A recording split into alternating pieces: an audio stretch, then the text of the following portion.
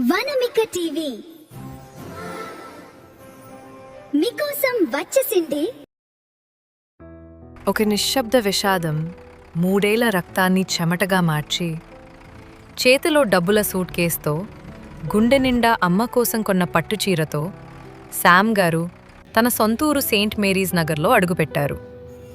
ఊరి పొలిమేరల్లోకి రాగానే ఆయనకు ఏదో తెలియని అపశకునం. గాలిలో ఒక రకమైన నిశ్శబ్దం. తన ఇంటి దగ్గరకు వెళ్లిన శామ్ గారు ఒక్కసారిగా కుప్పకూలిపోయారు. కలకలలాడాల్సిన ఇల్లు శ్మశానంలా ఉంది. ముంగిట్లో ఉన్న పాత నులక మంచం మీద ఒక మనిషి ఆకారం. అది ఆయన తల్లి మరియమ్మగారు. కాని ఆమెను చూస్తే మనిషిలా లేదు, ప్రాణం ఉన్న శవంలా ఉన్నారు. కళ్ళు గుంటలు పడి ఎముకల గూడులా మారిపోయి ఉన్న ఆమెను చూసి శామ్ గారి కళ్లల్లో రక్తకన్నీరు చిందింది. అప్పుడే చీకట్లోంచొచ్చిన పక్కింటి సులోచన గారు భయంగా అసలు నిజం చెప్పారు. నాయనా శ్యామ్, నువ్వు పంపిన డబ్బులన్నీ నీ బాబాయ్ సాగర్ మరియు ఈ గ్రామ పెద్ద హర్ష కలిసి కాజేశారు. అప్పుల పేరుతో మీ ఇంటిని లాక్కుని మీ అమ్మను వీధిపాలు చేశారు. ఆమె 3 రాత్రులు తిండి లేక నీ పేరే కలవరిస్తూ ఇక్కడ పడి ఉంది. ఆ మాట వినగానే శ్యామ్ గారి నరనరాల్లో రక్తం ఉడికిపోయింది. కాని ఇప్పుడు పగ కంటే అమ్మ ప్రాణం ముఖ్యం. ఆయన అమ్మని ఎత్తుకుని వెంటనే ఆస్పత్రికి ఉన్మాదిలా పరుగుతీశారు. ఆసుపత్రిలో అత్యవసర చికిత్స మొదలైంది. శామ్ గారు తెచ్చిన మందులు మరియు వైద్యుల నిరంతర కృషితో మరియమ్మగారు చావు బతుకుల మధ్య పోరాడుతున్నారు. శామ్ గారు దేవుని ముందు మోకరిల్లి, దేవా, నా ప్రాణాన్ని తీసుకో, కాని నా అమ్మను నాకు తిరిగి ఇవ్వు అని వేడుకున్నారు. సరిగ్గా అప్పుడే ఒక అద్భుతం జరిగింది. మరియమ్మగారు మెల్లగా కళ్ళు తెరిచారు. శామ్ గారి చేతిని గట్టిగా పట్టుకుని ఒక పాత బైబిల్లో దాచిన అసలు పొలం కాగితాలను ఆయనకు ఇచ్చారు. నాయనా, వీళ్ల పాపం పండింది, నువ్వు న్యాయం వైపు నిలబడు అని సైగ చేశారు.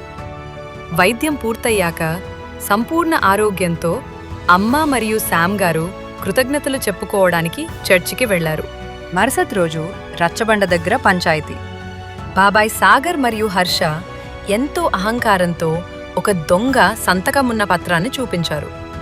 ఊరు జనమంతా చూస్తుండగా శామ్ గారు గర్జించారు. అదే సమయంలో తోపులాట జరిగి సాగర్ జేబులోంచి ఒక రహస్య డైరీ కింద పడింది. అది ఈ ఊర్లో వాళ్లు చేసిన అరాచకాల చిట్టా. ఆ డైరీని మరియు అసలు కాగితాలను చూసిన పోలీసులు సాగర్ను, హర్షను బ్యాడీలు వేసి ఈడ్చుకుంటూ తీసుకెళ్లారు. న్యాయం గెలిచింది. శ్యామ్ గారు తన ఆస్తిని దక్కించుకోవడమే కాకుండా తన తల్లి పేరిట మదర్ మరియమ్మ చారిటబుల్ హోం ప్రారంభించారు. మరియమ్మగారు కోలుకుని ఆ హోంలో ఉన్న దిక్కులేని వృద్ధులకు తల్లిగా మారేరు. కొన్నాళ్ల తర్వాత జైలు నుండి విడుదలైన సాగర్ పశ్చాత్తాపంతో హోం గేటు దగ్గర శ్యామ్ మరియు మరియమ్మ కాళ్ల మీద పడి ఏడ్చారు. శ్యామ్ గారు ఆయనను లేపి హత్తుకున్నారు. పగ కంటే క్షమ గొప్పదని లోకానికి చాటి చెప్పారు. ఆ ఆదివారం చర్చిలో ముగ్గురూ కలిసి ప్రార్థన చేసుకుంటుంటే ఆ దృశ్యం చూసి దేవదూతలు కూడా ఆశీర్వదించినట్లు అనిపించింది. కథ యొక్క నీతి: డబ్బు కంటే మానవత్వం గొప్పది అంటే ఆస్తిపాస్తుల కంటే మనుషుల మధ్య ఉండే ప్రేమ, అనురాగం విలువైనవని అర్థం. సంపద ఈరోజు ఉంటుంది, రేపు పోతుంది. కానీ మనం పంచే సాయం, చూపించే జాలి శాశ్వతంగా నిలిచిపోతాయి. అలాగే పగతో రగిలిపోవడం వల్ల మనశ్శాంతి కరువవుతుంది. అందుకే క్షమాగుణం మనల్ని గొప్పవారిగా చేస్తుంది. ఇక న్యాయం ఆలస్యం కావచ్చు కానీ గెలిచేది ధర్మమే అనే మాట మనకు ఓర్పును నేర్పుతుంది. తాత్కాలికంగా అధర్మం గెలుస్తున్నట్లు అనిపించినా తుది విజయం ఎప్పుడూ సత్యానిదే.